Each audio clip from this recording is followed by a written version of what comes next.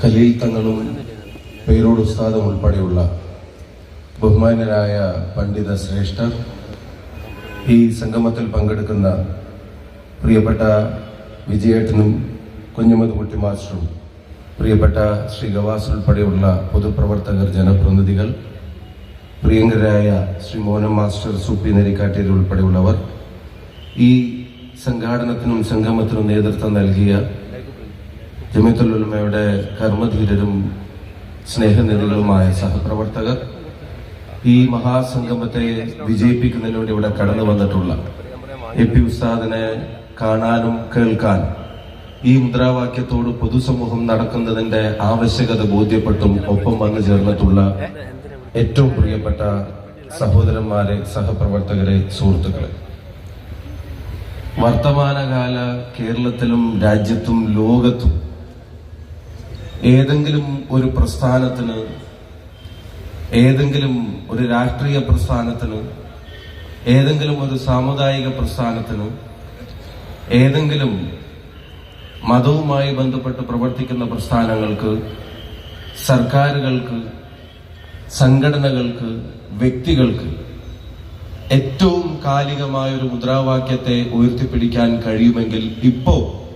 നാട് ആഗ്രഹിക്കുന്ന ഒരു മുദ്രാവാക്യം മനുഷ്യർക്കൊപ്പം എന്നുള്ളത് തന്നെയാണ് എന്നുള്ള കാര്യത്തിന് ആർക്കെങ്കിലും സംശയമുണ്ടാകുമെന്ന് ഞാൻ കരുതുന്നില്ല. അനേകം കാര്യങ്ങൾ പൊതുസമൂഹത്തെ വേർതിരിക്കാൻ നമ്മുടെ നാട്ടിലുള്ളൊരു കാലത്ത്, അനേകം വേർതിരിവുകൾ ഭിന്നിപ്പിനു വേണ്ടിയുള്ള കാരണങ്ങളെ ഉപയോഗിക്കാൻ ഭരണകൂടങ്ങൾ പോലും ശ്രമിക്കുന്ന ഒരു കാലത്ത്,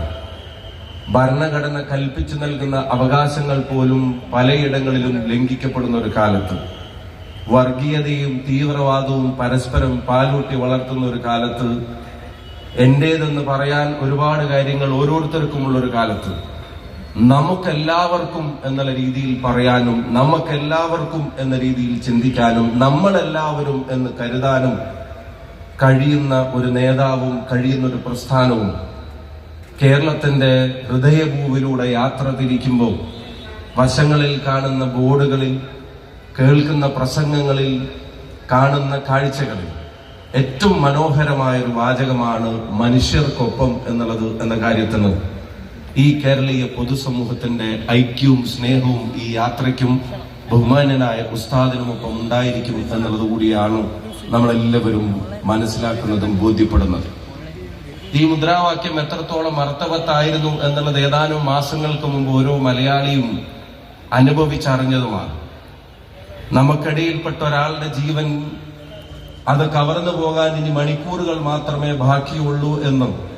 വേദനയോടെ ആളുകൾ തിരിച്ചറിഞ്ഞൊരു സമയത്ത്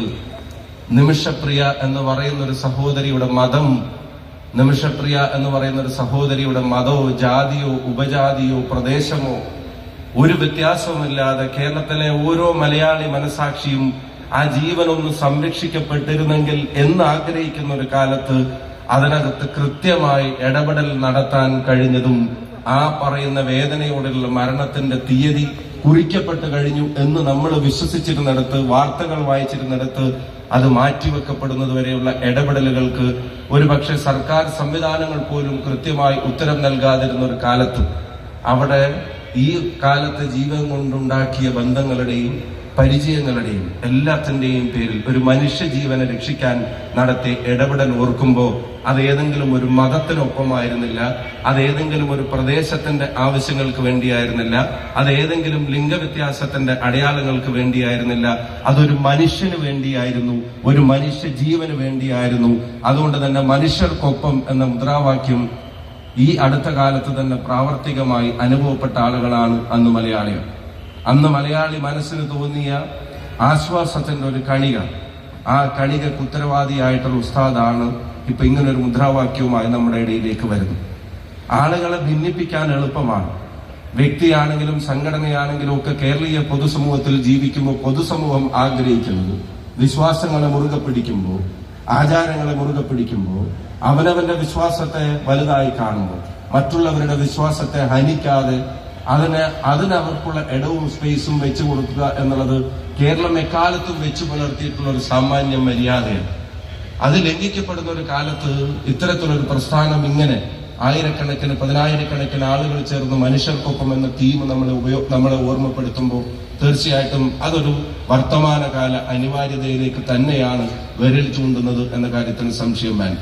ഈ നാട് നിലനിന്നത്, ഈ നാടിന്റെ ഏറ്റവും വലിയ സൗന്ദര്യം അതിന്റെ വൈവിധ്യങ്ങളായിരുന്നു എന്ന് നമ്മളെ ഓർമ്മപ്പെടുത്തുകയാണ്.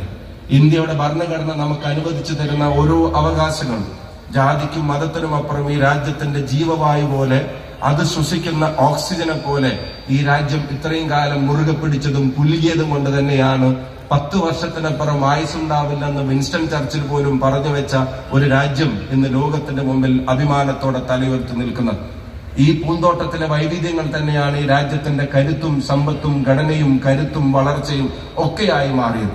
ജാതിക്കും മതത്തിനും അപ്പുറത്തേക്ക് നമുക്ക് ഭരണഘടന കൽപ്പിച്ചു തരുന്ന അവകാശങ്ങൾ അത് ലംഘിക്കപ്പെടുന്നതിന് ഭരണകൂടങ്ങൾ പോലും ചിലപ്പോഴൊക്കെ കാരണമാവുന്ന ഒരു കാലത്ത് മനുഷ്യർക്കൊപ്പം നിന്നല്ലാതെ അതിനെ പ്രതിരോധിക്കാനും സാധിക്കില്ല എന്നുള്ള തിരിച്ചറിവ് കൂടി ആണ് പൊതുസമൂഹത്തിന് ഇത്തരം മഹാസംഗമങ്ങളും ഉസ്താദിന്റെ നേതൃത്വത്തിലുള്ള ഈ യാത്രയും നൽകുന്നത് എന്നും പറയാതിരിക്കാൻ കഴിയില്ല. പണ്ട് മർക്കസിന്റെ സെന്റർ ഉണ്ടാക്കുന്ന ഒരു കാലം തൊട്ട് ഇപ്പൊ ആധുനിക കാലഘട്ടത്തിൽ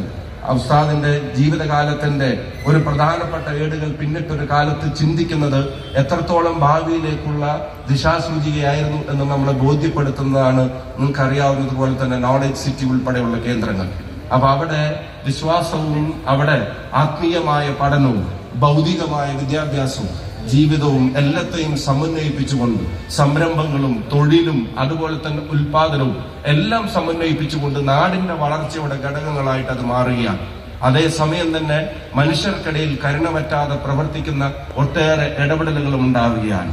ഈ അനാഥ കുഞ്ഞുങ്ങൾക്ക് വേണ്ടി പ്രവർത്തിക്കുന്നവർ 2 വിരലുകൾ പോലെ എന്നോടൊപ്പം സ്വർഗത്തിലുണ്ടായിരിക്കുമെന്ന് പറഞ്ഞ പരിശുദ്ധ പ്രവാചകന്റെ ചിന്തകളെ പിൻപറ്റി നമുക്കറിയാവുന്നതുപോലെ തന്നെ അനേകം അനാഥരായ കുട്ടികളെ, ആരോരുമില്ലാതായി പോയേക്കാവുമായിരുന്ന കുട്ടികളെ ഈ സംസ്ഥാനത്തിന്റെ അതിർത്തിക്ക് അപ്പുറത്തു നിന്ന്, അതിർത്തിക്ക് പുറത്തു നിന്നും ഒക്കെ കൊണ്ടുവന്ന് അവരുടെ ജീവിതത്തിൽ വെളിച്ചമായി മാറുന്ന വിദ്യാഭ്യാസ സ്ഥാപനങ്ങൾ ഇവിടെ സ്ഥാപിക്കപ്പെടുമ്പോൾ തീർച്ചയായിട്ടും അതും മനുഷ്യന്റെ മോചനത്തിന് തന്നെയാണ്. അപ്പൊ മനുഷ്യന്റെ മോചനത്തിന് മനുഷ്യർക്കൊപ്പം നിന്ന് പൊരുതുക, പോരാടുക, മനുഷ്യർക്കൊപ്പം അടിയുറച്ചു നിൽക്കുക എന്ന ഏറ്റവും കാലികമായ ഒരു മുദ്രാവാക്യമാണ് ഈ യാത്രയ്ക്ക് വേണ്ടി തെരഞ്ഞെടുത്തിരിക്കുന്നത് എന്നുള്ളത് കേരളം നന്ദിയോടെ സ്മരിക്കും എന്ന കാര്യത്തിന് സംശയം വേണ്ട. കാരണം നേരത്തെ സൂചിപ്പിക്കപ്പെട്ടതുപോലെ തന്നെ ഈ വരുന്ന 10,000-കണക്കിന് ആളുകൾ അവരുടെ ഹൃദയത്തിലേക്ക് ഒഴിച്ചു കൊടുക്കുന്നത് ഏതെങ്കിലും വിഭാഗീയതയുടെ എരുതിയല്ല, അവരുടെ തലച്ചോറിലേക്കും ഹൃദയത്തിലേക്കും പകർന്നു കൊടുക്കുന്നത് സഹജീവികളെ ചേർത്ത് പിടിക്കാനുള്ള കരുണയുടെ സന്ദേശമാണ് എന്നുള്ളത് നാടിന്റെ നിലനിൽപ്പിന് തന്നെ പ്രാധാന്യമുള്ള ഒന്നാണ് എന്നുള്ളത് തിരിച്ചറിയുന്നവരാണ് ഈ ജാഥയ്ക്ക് പിന്തുണയുമായി കടന്നു വരുന്നവർ എന്ന കാര്യത്തിനൊരു സംശയം വേണ്ട. ഞാൻ ദീർഘമായി കടന്നു പോകുന്നില്ല. മനുഷ്യർക്കൊപ്പം എന്ന മുദ്രാവാക്യം എത്ര സംസാരിച്ചാലും അതിരുകളില്ലാതെ സംസാരിക്കാൻ കഴിയുന്ന, എത്ര ഇടപെടലുകൾ നടത്തിയാലും പരിമിതികളില്ലാതെ ഇടപെടാൻ കഴിയുന്ന ഒരു സന്ദേശമാണ്. അതെല്ലാവരിലേക്കും പകർന്നു കൊടുക്കാൻ ഈ മഹാജാഥയ്ക്ക് കഴിയട്ടെ. 1-ാം തീയതി ആരംഭിച്ച് 3-ന് നമ്മുടെ ജില്ലയിലേക്ക് കടന്നു വന്നിട്ടുള്ള ഈ ജാഥയ്ക്ക് ബഹുമാന്യനും ആദരണീയനുമായ ഉസ്താദും പ്രിയപ്പെട്ട പണ്ഡിത ശ്രേഷ്ഠർക്ക് നമ്മുടെ നാദാപുരത്തിന്റെ മണ്ണിലേക്കുള്ള ഹാർദമായ സ്വാഗതം ഒരു എളിയ ജനപ്രതിനിധി എന്ന നിലക്ക് ഞാനും കൂടെ ഈ വേദിയിൽ നേരാൻ ആഗ്രഹിച്ചുകൊണ്ട് പ്രമേയത്തിന്റെ വിശകലനം ഉൾപ്പെടെയുള്ള കാര്യങ്ങൾ ഈ വേദിയിൽ നടക്കാനിരിക്കുന്നുകൊണ്ട് നിങ്ങളുടെ എല്ലാവരുടെയും അനുമതിയോടെ സംഘാടകരെ ഏൽപ്പിച്ച ഉത്തരവാദിത്തം കാസർഗോഡ് മുതൽ തിരുവനന്തപുരം വരെ ജനുവരി 1 തൊട്ട് 16 വരെ നടക്കുന്ന ഈ മഹായാത്രയ്ക്ക് മനുഷ്യർക്കൊപ്പം എന്ന ഈ മുദ്രാവാക്യത്തിന് അതിന് നാദാപുരത്തിന്റെ മണ്ണിൽ നിങ്ങൾ നൽകിയ ഉജ്ജ്വലമായ സ്വീകരണത്തിന്റെ ഔപചാരികമായ ഉദ്ഘാടന കർമ്മം നിങ്ങളുടെ